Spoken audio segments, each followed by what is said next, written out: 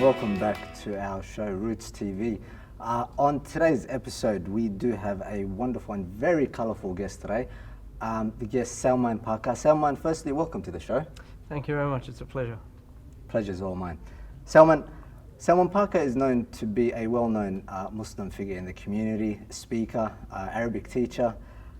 Salman spent 7 years in South Africa studying scholarly program. During that time where he acquired the 7 ijazat, which are the licenses in the 7 modes of Quran recitations, and also are happily married with 2 kids. Salman, tell us something that we don't know. Well, what you probably don't know is sometimes when I'm driving and we're on for a long drive, my wife, she tends to sleep, and it's a bit precarious, but I sometimes get inspired with that and I might doze off as well. So, yeah, please don't try that at home. Or in the car, sorry. In the car. Also, one of the things that I love to do is speak to the elderly community.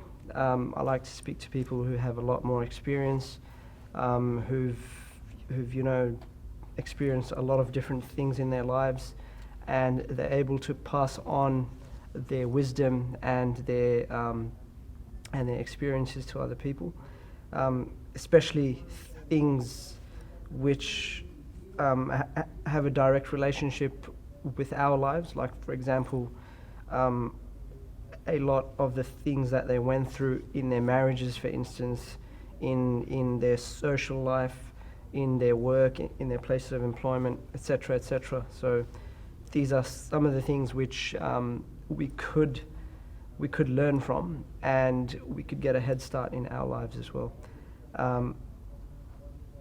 Also, I think the best years of my life, I feel, were in South Africa. Those were some really memorable experiences.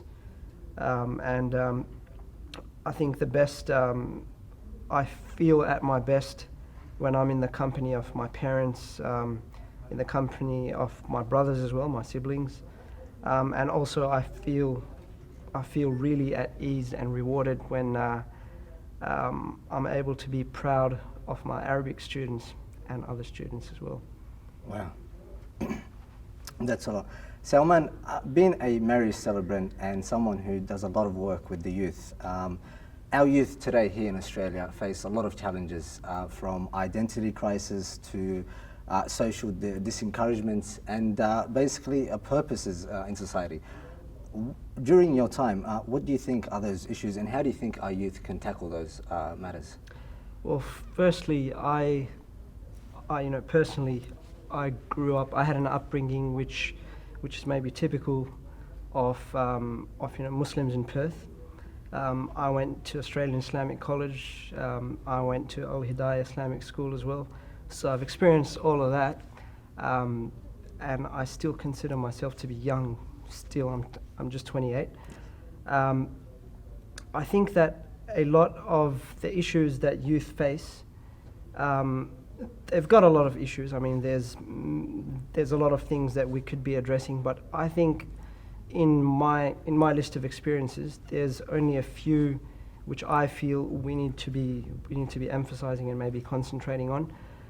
One of those things is that youth seem to have maybe an identity crisis, and what I mean by that is basically, youth who are living in a modern state as citizens of this country, they might feel that there might be contradictions between them being an Australian and, on the other hand, them being Muslims. Yes, and it's really important that we do address the questions that they have and like the curiosities that they feel, especially when it comes to these issues, because a lot of times it makes it a huge problem, even though it seems like something which is insignificant and minor. And the other thing as well is that they face an identity crisis with regards to their Muslim identity, in the sense within Islam, intra-Islam. That's true. There's a lot of groups out there. There's a lot of movements. There's a lot of ideologies, and it's a bit difficult as a young person when you don't know who to identify with, how much to identify with that person, because most of us, we already crystallize our identity with one group or a movement or the other. And so it's really, really important that we speak about how to deal with these kinds of things. Okay. That's very interesting. The youth are a very kind of sensitive stage in everyone's life, and they are very fragile in that sense, and they need to be kind of eye concentrated, if you know what I mean. Well, there are more questions for Salman Parker, but we will be back after this short break. Don't go nowhere. Honeywell Travel, your local community travel agency. Honeywell Travel is an independent, family-run tour operator catering for the local community. Honeywell Travel, assuring the most competitive prices. Personalize your service from flights, accommodation, and much more. Come and have a chat with our friendly staff. We speak Arabic, Somali, and Swahili. Book your ticket now with your trusted and only travel agency in Mirabuco Village. Let's plan your next holiday. Welcome to Honeywell Travel.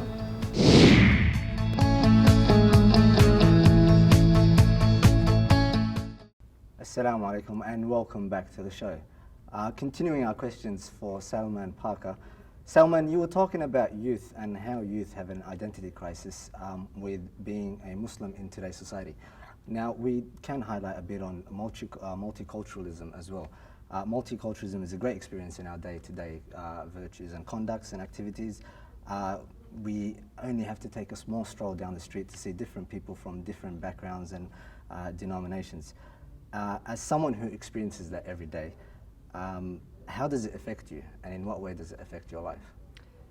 Well, I think multiculturalism and diversity in general is a blessing from Allah subhanahu wa ta'ala, from God.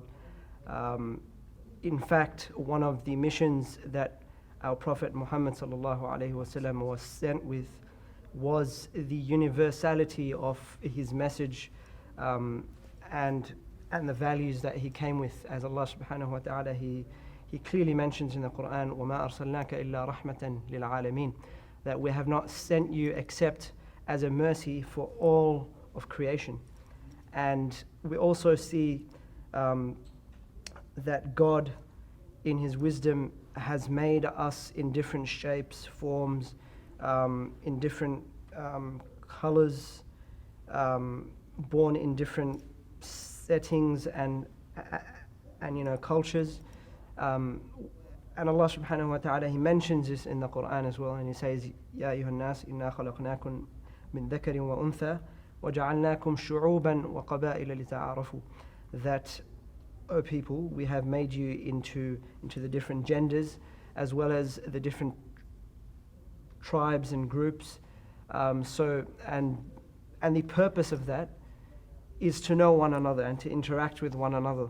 So I think that diversity and multiculturalism, the fact that we have different languages in this country, we have all these different cultures, different lifestyles, different foods, all this diversity that we see in this country, it's a blessing from Allah subhanahu wa ta'ala.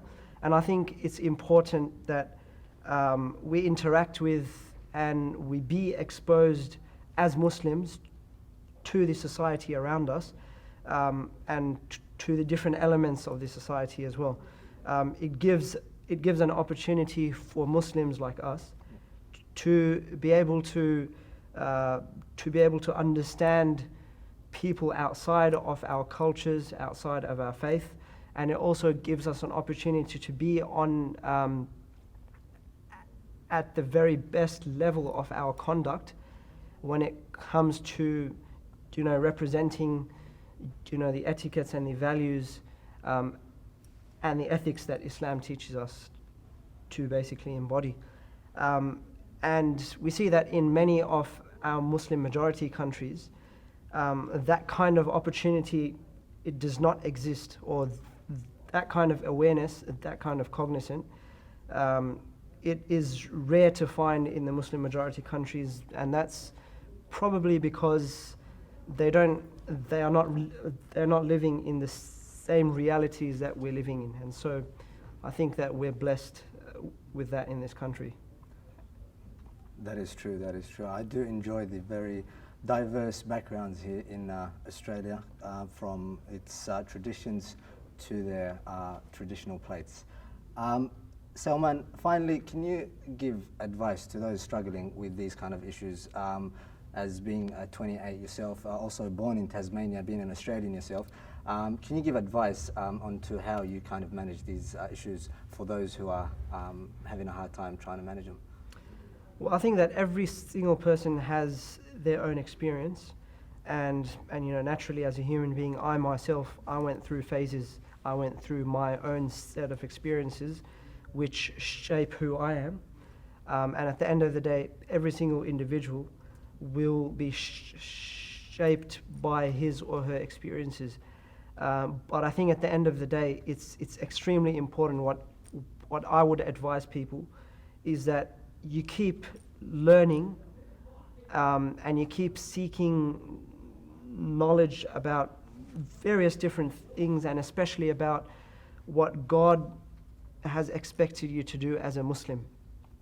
And if we keep learning in a way which is systematic, structured, in the same way that we learn all the other disciplines in life, like accounting, like all these other disciplines, we learn them in a structured way and a systematic way, we'll be able to go really, really far in how we view God and how we see the rights that we are to fulfill with regards to Him, and also how we view all the people and the environment around us and how we should be interacting with everything around us. And I think that it's extremely, extremely crucial for young people also to be humble, because a lot of times we think that, oh, you know, I'm really, I know everything, and I'm just, you know, I'm know it all, be it all. If there's anything to speak about the religion or any aspect of life, I'm there and I want to put my 5 cents in. It's a good thing that we're confident, but it's also, I think, a negative if you know that confidence is coming from a place of ignorance or a place of being unaware. Thank you very much for that. You guys heard it first from Salman. Keep active, structural and systematic learning and getting engaged with your community. Salman Parker, thank you very much for coming on the show. I would like to thank you for being on Roots TV, and hopefully we can have you more on the show. It would be an honor. Thank you very much. Thank you very much. Thank you for watching us, people, and stay tuned for another episode.